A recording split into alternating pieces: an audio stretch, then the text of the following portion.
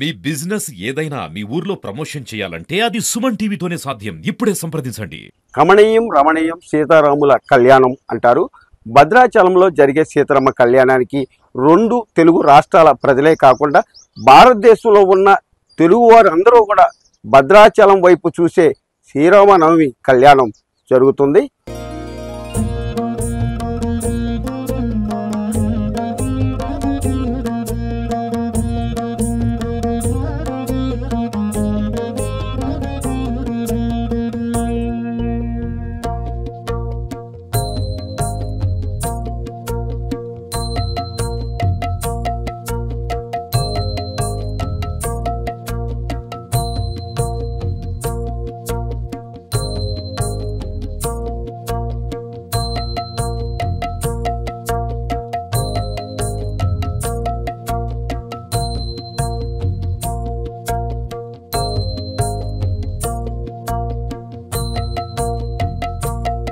రేపు 6వ తారీఖున జరిగే కళ్యాణానికి అన్ని ఏర్పాట్లు కూడా అధికారులు నిర్వహించారు.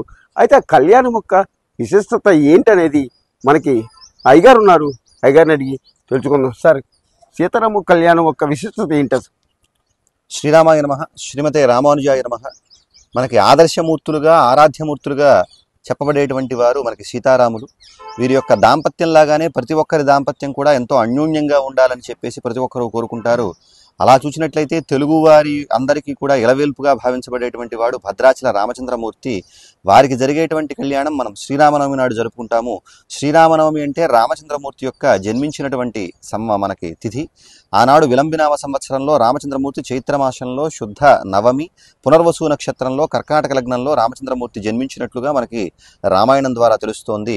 అలా రాముడు పుట్టినరోజు నాడు కళ్యాణం చేయడం అనేటువంటిది ఒక ప్రత్యేకమైనటువంటి ఒక విధానము. మనం పాంచరాత్రాగమంలో చూసినట్లయితే గనక యస్యావతార సమయే తస్య కళ్యాణమాచరేతన్ని మనకి పాంచరాత్రాగమం చెబుతుంది. ఏ దేవుడు ఎప్పుడు జన్మించాడో ఆ దేవుడి యొక్క కళ్యాణం అప్పుడు ఆచరించాలి అనేటువంటిది ప్రమాణాన్ని అనుసరించి శ్రీరామనవమి నాడు అంటే రాముడు పుట్టినటువంటి రోజున కళ్యాణం ఆచరించడం భద్రాచలంలో మనకి రామదాసు గారు ప్రారంభించారు. రామదాసు గారిని వశిష్ఠులుగా మనం భావించవచ్చు. ఎందుకంటే విశేషమైనటువంటి కార్యక్రమాన్ని దీనికి శ్రీకారం చుట్టినటువంటి వశిష్ఠ మహర్షిగా మనం భావించవచ్చు రామదాసు గారిని. అలా ఆనాటి నుంచి వారి సంకల్పానుసారంగా మనకి ప్రతి సంవత్సరం కూడా శ్రీరామనవమి నాడు కళ్యాణం జరగడం మనం చూడవచ్చు. శిల్పకళా నైపుణ్యంతో కూడినటువంటి పెద్ద గొప్పనైనటువంటి మండపం పైన మనం రామచంద్రమూర్తి యొక్క కళ్యాణాన్ని మనం దర్శిస్తూ ఉన్నాము. అంతేకాకుండా మనకి ఆనాడం రోజున చూసినట్లయితే సుప్రభాతము, ఆ తర్వాత స్వామివారికి ఏకాంతంగా అభిషేకము, ఆ తర్వాత మూలమూర్తులకు అంటే ధ్రువమూర్తులకు మనకి కళ్యాణం జరుగుతుంది. ఆ తర్వాత ఉత్సవమూర్తులను ఊరేగింపుగా తీసుకువచ్చి కళ్యాణ మండపానికి ఇక్కడ స్వామివారి యొక్క కళ్యాణాన్ని చేయడం జరుగుతుంది. స్వామివారి యొక్క కళ్యాణంలో చాలా ప్రత్యేకతలు మనం చూడవచ్చు. ఇక్కడ చదివేటువంటి గోత్రనామాలు చాలా ప్రత్యేకత. ఇక్కడ సమర్పించబడేటువంటి ఆభరణాలు కూడా భక్త రామదాసు గారు చేయించినటువంటి ఆభరణాలను సమర్పించడం జరుగుతుంది. అలాగే ఇక్కడ జరిగేటువంటి ముత్యాల తలంబ్రాలలో కూడా ఒక ప్రత్యేకమైనటువంటి విశేషాన్ని మనం గమనించవచ్చు. అంతేకాకుండా ఇక్కడ వాడేటువంటి అక్షతలు కూడా మనం ఆనాడు ఎర్ర రంగులో ఉన్నటువంటి అక్షతలను మనం దర్శిస్తాము. ఇలా చాలా ప్రత్యేకమైనటువంటి మంగళసూత్రం చూసినప్పటికీ కూడా మనకి 3 పతకాలతో ఉన్నటువంటి మంగళసూత్రం మనకి దర్శనమిస్తుంది. ఇది కూడా రామదాసు గారు చేయించింది. ఇలా రామదాసు గారు చేయించినటువంటి ప్రత్యేకంగా చెప్పండి స్వామి, ఎక్కడైనా కూడా 2 సూత్రాలే ఉంటాయి, ఇక్కడ భద్రాచలంలో 3 సూత్రాలు ఉంటాయి. కారణం ఏంటి అసలు?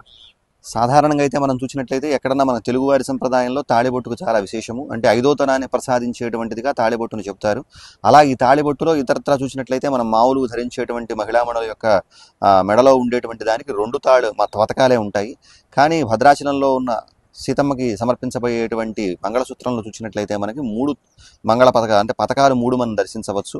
దేనికి ఇలా ఉంటాయి అంటే సాధారణంగా పుట్టినింటి నుంచి మెట్టినింటి నుంచి అని చెప్పేసి చెబుతూ ఉంటారు.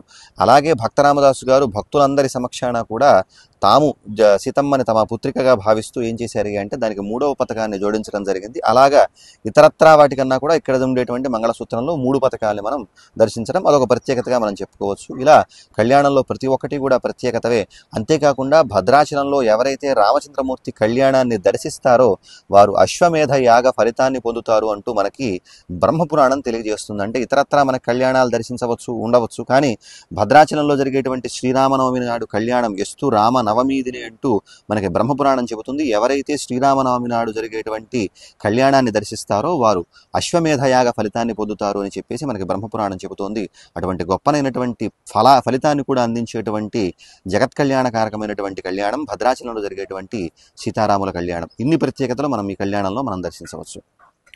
అయితే ఈసారి అంటే 10 సంవత్సరాలు భద్రాచలంలో సీతారాముల కళ్యాణానికి ఇక్కడ పట్టు వస్త్రాలు కానీ ముత్యాల తలంబరాలు కానీ ప్రభుత్వం నుంచి ఏ ముఖ్యమంత్రి కూడా ఇక్కడికి వచ్చిన మార్గం లేదు. ఇప్పుడు సీఎం రేవంత్ రెడ్డి గారు ఈ కళ్యాణానికి ఇక్కడ పట్టు వస్త్రాలు తీసుకొస్తారని చెప్పని ఇక్కడ కళ్యాణం ఏర్పాట్లు కూడా భారీ ఎత్తున కూడా చేస్తున్నారు. వీడియో జర్నలిస్టు బాలసూర్యతో నాగరాజ్ సుమన్ టీవీ, భద్రాచలం.